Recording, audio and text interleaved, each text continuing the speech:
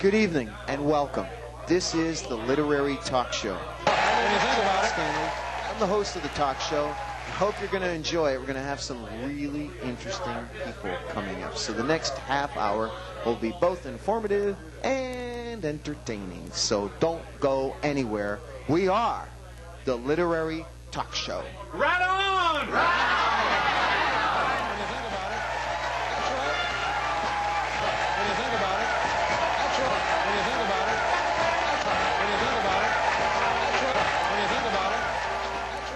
Imagine if you were our next guest. This man is held under the same scrutiny. He is the voice of WCSB, and he currently hosts a talk show Saturday nights on WERE 1300 AM. I wish to introduce a very good friend of mine, Steve Wainstead.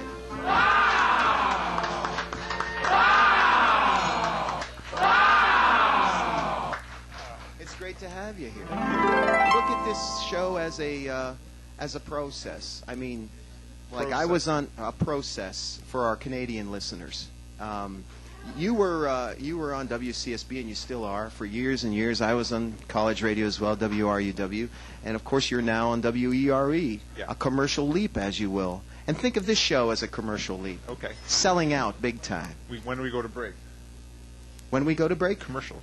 Never Anytime. mind. Yeah, well, we can go to break right now. I'm kidding. But the band isn't ready, so we'll continue on. WCSB, you've been there for years. I mean, what a background. Your observations on WCSB when you first joined up, vis-a-vis today. Because WCSB, along with WRUW, are two radio stations that are interested in the quality of the music, all right? The diversity. This is not some sausage factory like WBWC. I go on record as saying that. Go ahead. Ooh. Thank you. The first thing that came to mind when you asked that question was the smell of the station. Right. And the smell really hasn't changed over the years. When I go up to the ninth floor and get off the elevator, you smell the radio station. And I can't describe the smell, probably because they have corkboard all over the walls there. Right, but right. it's almost has a nostalgic flavor for me now. Right. And back in those days, and I don't know, like, certainly was probably ahead of your time, but I mean, a lot of like your like classic rock WMMS DJs used to work at WCSB. Okay. Back then, it was a sausage factory. It was a place that you worked in order to get that big time commercial radio gig. Then you kind of that brings to mind the idea of something I tried to drive home when I was general manager. These last 2 years, I was general manager at the station. In the 90s, the station's identity, well, they kind of had an identity crisis because, as you said, in the 80s, there was never any question, it was us versus them. Commercial radio was just this monolithic enemy that played garbage 24 hours a day. And we were the only, pretty much, outlet for different things. But media is becoming more and more diverse, and even the radio scene in Cleveland is a lot more diverse than it was in the 80s by far. And there are just so many more outlets for the things CSB has done over the years that it's harder for the staff to keep this notion in mind that we are still an alternative. Even the word alternative has been co-opted now. Totally. Yeah, we were the station's slogan was an FM alternative going back to 81 or so. Right. And alternative is now. Is it fair to say WCSB, WRUW, kindred spirits? Yeah, pretty absolutely. Much similar. I think it's pointless to compare one against the other. I think they're pretty much. WCSB was modeled after WRUW. That's a fact. Really? I Yes. didn't know that. Yes. Before RUW was what it was before CSB was, and certain people conspired to change the course of the radio station and try to make it more like WRUW. Penny Stasek succeeded. Yes, Penny Stasek. Right. Okay. So we're going back to the good old days. The good old days. Why are they good old as opposed to now, or today the bad new days? Well, I use that. I say that word with a wink and a gleam in my eye. The good old days. Take it what you will. Punk. You are an authority on punk. Oh, come in now. that, well, I'm just saying, you have written articles about it, and you have a series of articles that appear in U.S. Rock, right? I mean, listen, you've been around for a while, programming music on college radio. You have an opinion, and you share it with people. And I've heard you expound upon the virtues of punk. What is punk? What is punk? I don't know. Damn good answer. By answering it that way, you totally blew my follow-up question. Sorry. Well, you want me to do another? Ask me again. No. I'll give you an answer this All time. right.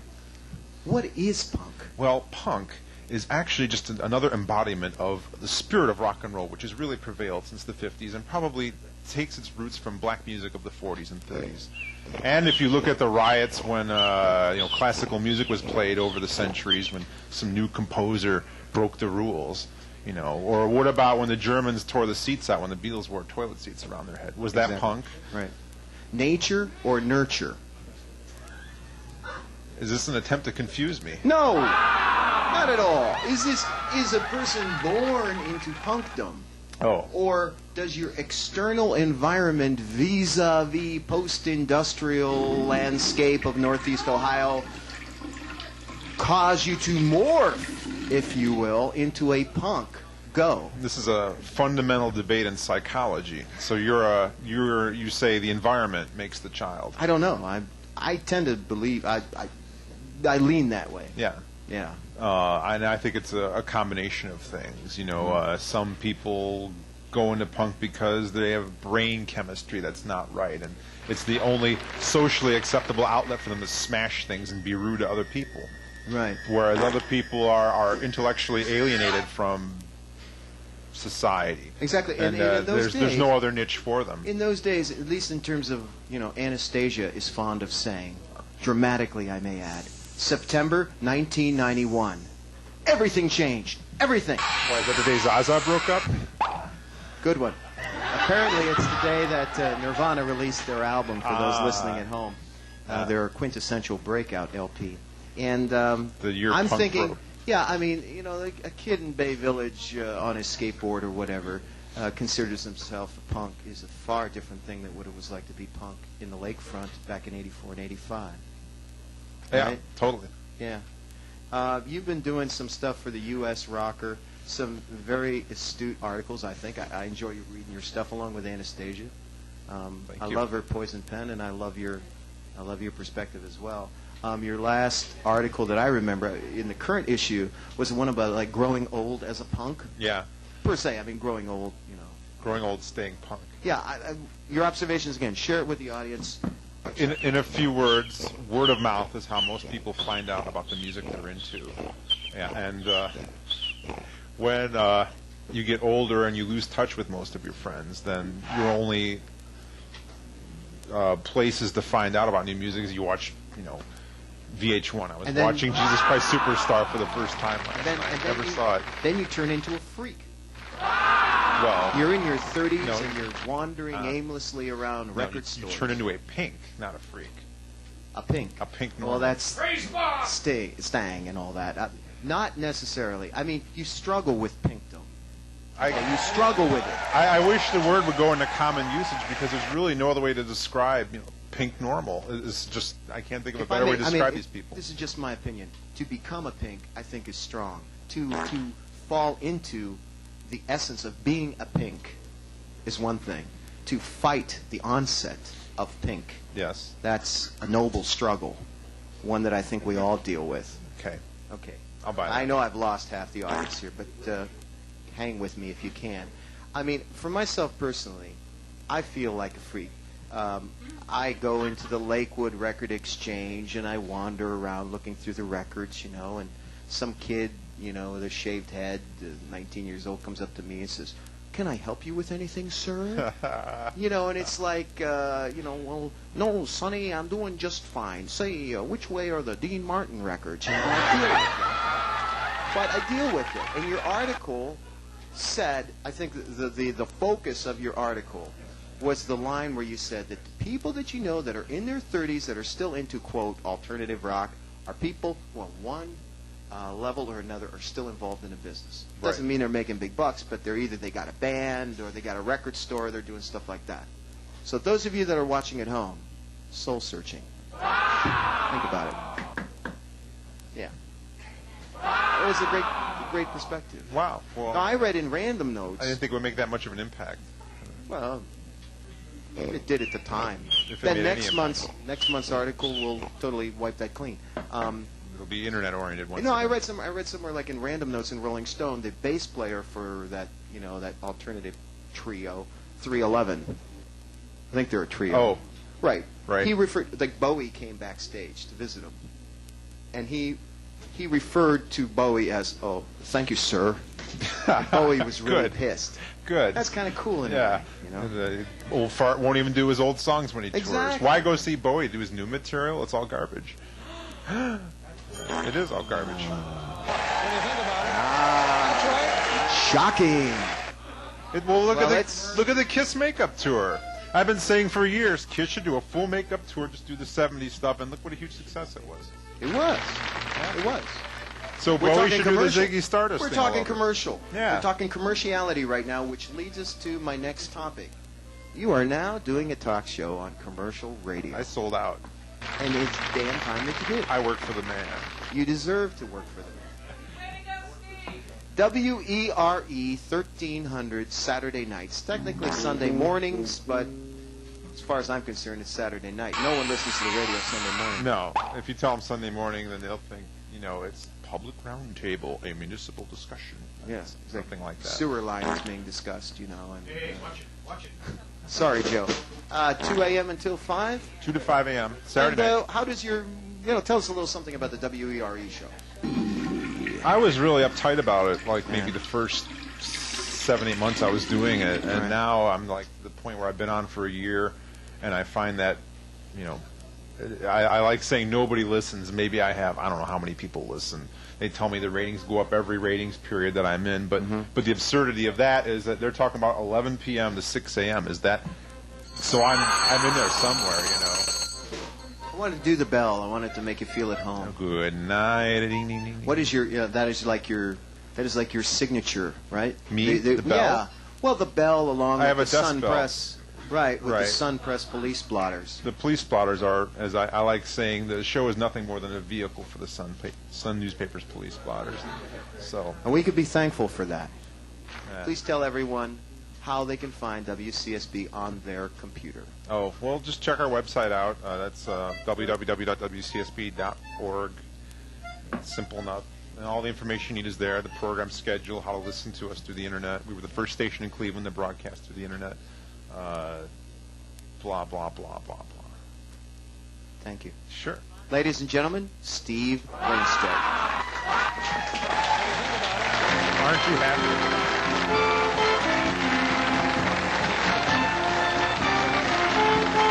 They're good.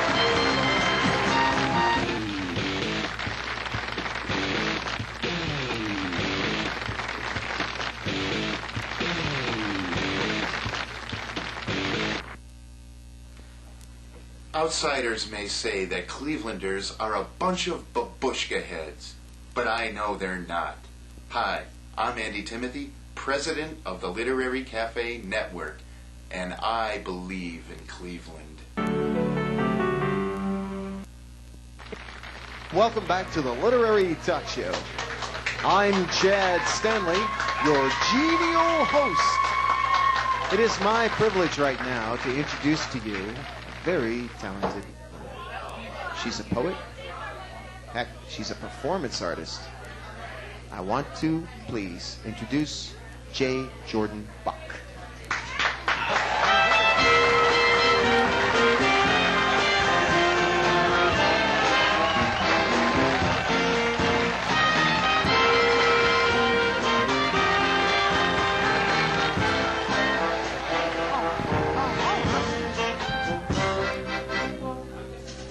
You'll notice the difference, Joanne, in this talk show. We let the band vamp a little bit longer Oh, because we kind of groove. We kind of get into it. well, I like it. I like that the band played that interesting little tune for me.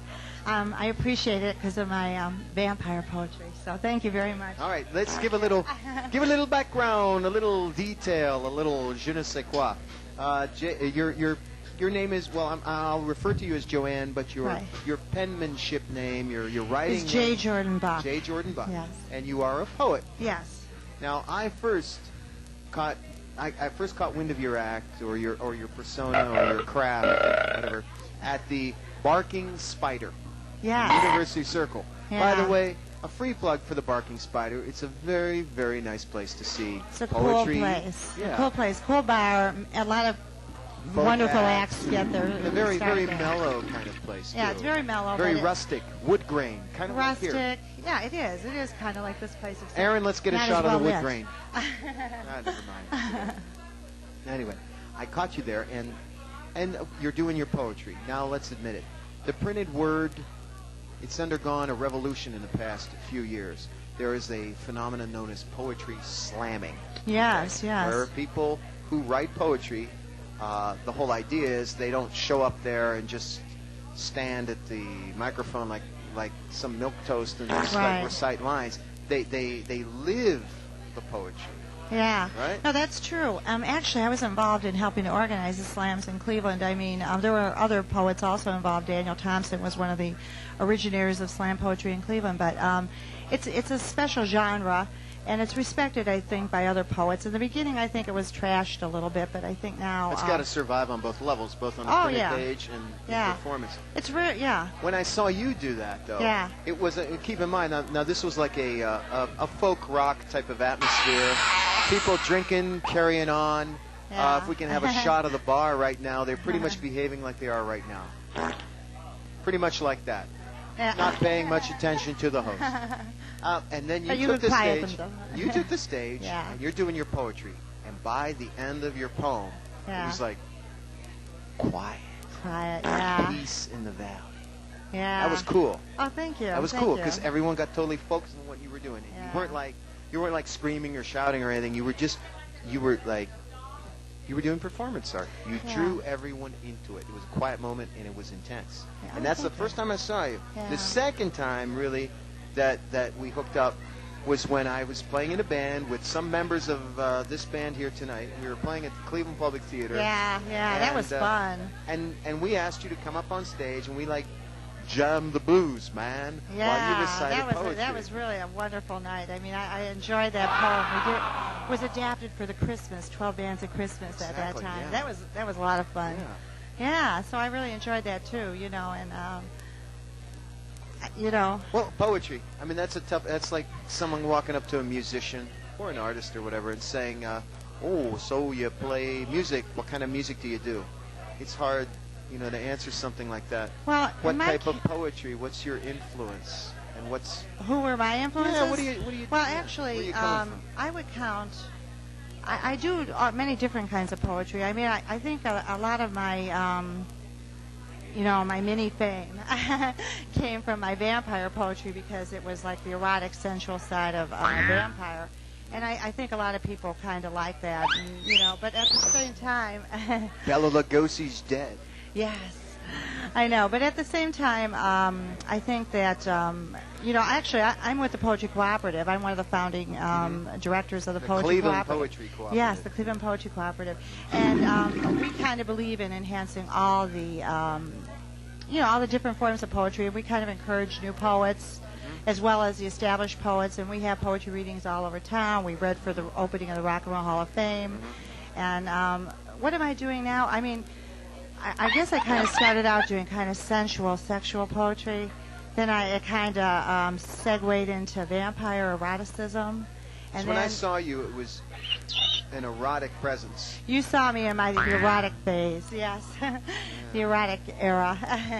Just like all artists, we kind of have a couple years of certain types of, Well, erotic. things we're interested in. You said neurotic and I said erotic. Well, I meant erotic. Oh, yeah. Well, whatever. I mean, No, whatever but I would fit. That was the thing. It was like very intense. So now you've kind of morphed that into like an Anne Rice type of Well, it sensibility. is. I mean, we just did a really big reading at the Artemis Cafe in downtown Cleveland, which was the Undead Poet Society Gala. Coffee shop in the warehouse Yes, district. yes, and all of you should go there. Anyways, we did that, and it turned out to be quite good. We had artists from all over, from Washington, D.C., from Chicago. It had interest even from the Vampire Lestat fan club, so that was kind of, it was fun for us. We did a really good show, and we had a great turnout, and it was a lot of fun. We had Jim McCarthy as the MC, who is well known in the vampire circles anyway, so it was kind of fun to have him. He definitely... that type of genre or subgenre, if you will, lends itself to performance. Oh, it definitely Right. does. It definitely does. I mean, performance is everything. When did you? I mean, I'm guessing that you were writing poetry even at a young age. You were like You're probably right. like diaries, you know, and Yeah. keeping track of stuff going on around you, and then it develops like a lyrical kind of sense as Yeah. you go on. When did you first start performing the printed page? Well, what happened was in 1989, I was at the Euclid Tavern one night, and it was just one of those kind of strange nights, and we met this, me and my friend Cheryl met this guy, and just from meeting him kind of inspired me to write. And that's the first poem I ever wrote, and it was kind of, a sensual type of love piece. The performance angle of it. When did you start? When did I do that? Oh, okay. I went to Paris with Cheryl, and we began to live like this vampire lifestyle. Paris music, please. Paris music. Parisian. Jump on it, please.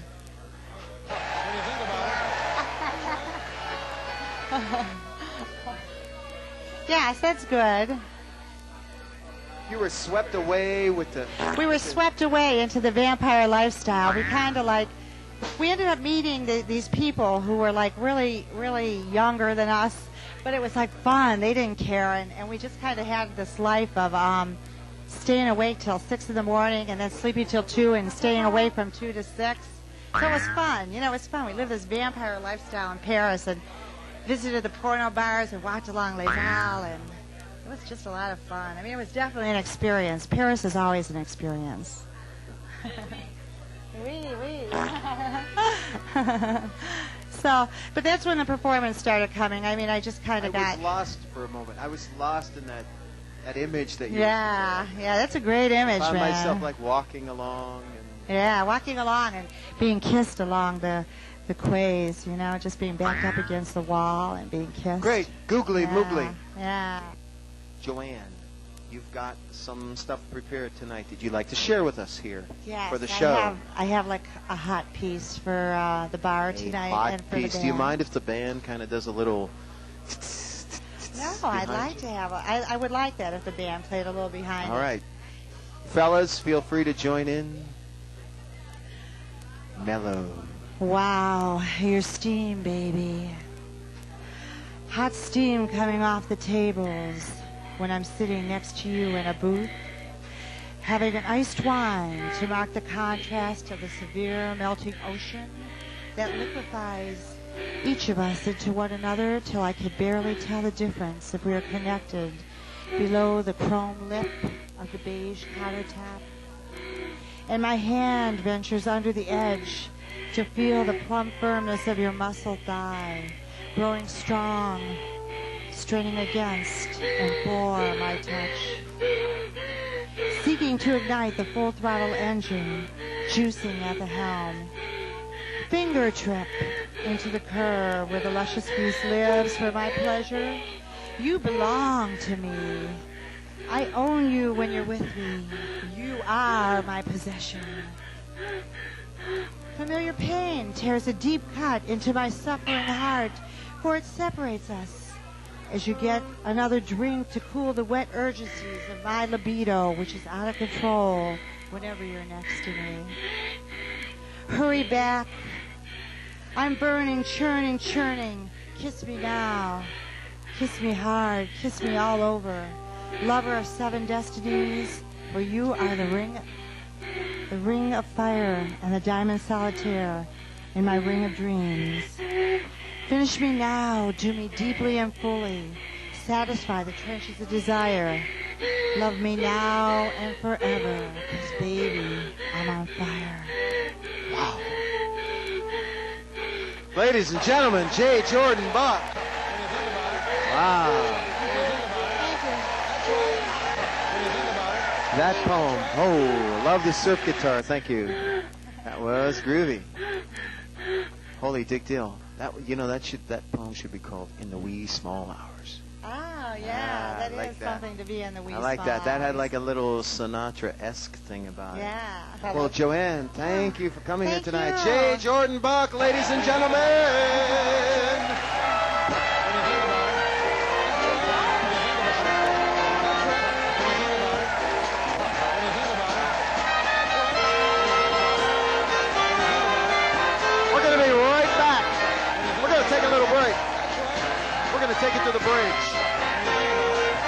Stick around.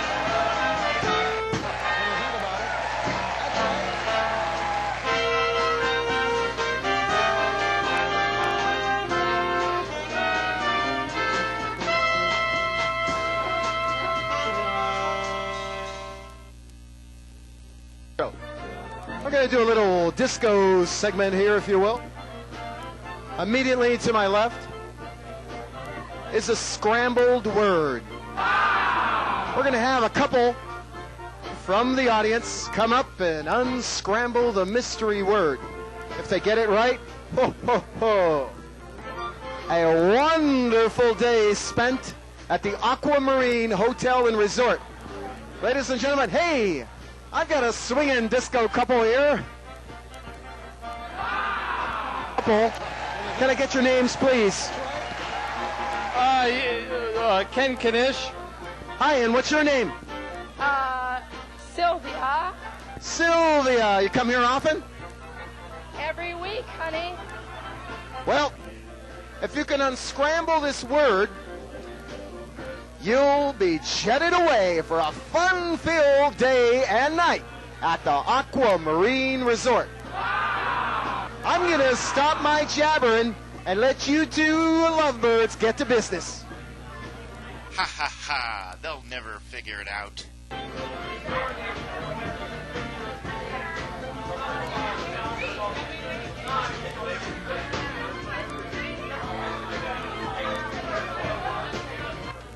Time's up. No Aquamarine for you. You took too long. Wait, stop.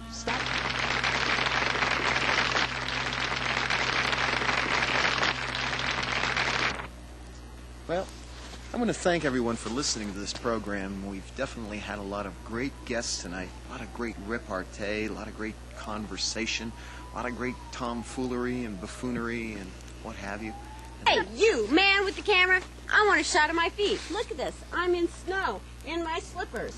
And it's cold. It's so cold. Steve, hi, this is Chet. I just wanted to call you at the end of your show and thank you again for coming down here. We also have John Ryans on clarinet. What a talent. What a vast collection of sheet music. Joe Mylan. Joe Mylan, bass guitar player as well as accordion player extraordinaire. And Buzz Dickerson, the number 2 camera guy, who in many ways is instrumental in the success of the literary talk show. I'm going to toss them aside. The technical crew, Kevin Lytle on sound, Andy Timothy on, chief camera, edit, producer, what have you. The folks at home? Well, right now I'm very cold. I'm staying out here in wet snow, and thank God we do not film this in the snow. Can you imagine, like, spending 6 hours in this stuff filming the show? Unprotected? That would be brutal. Ooh, it sure would.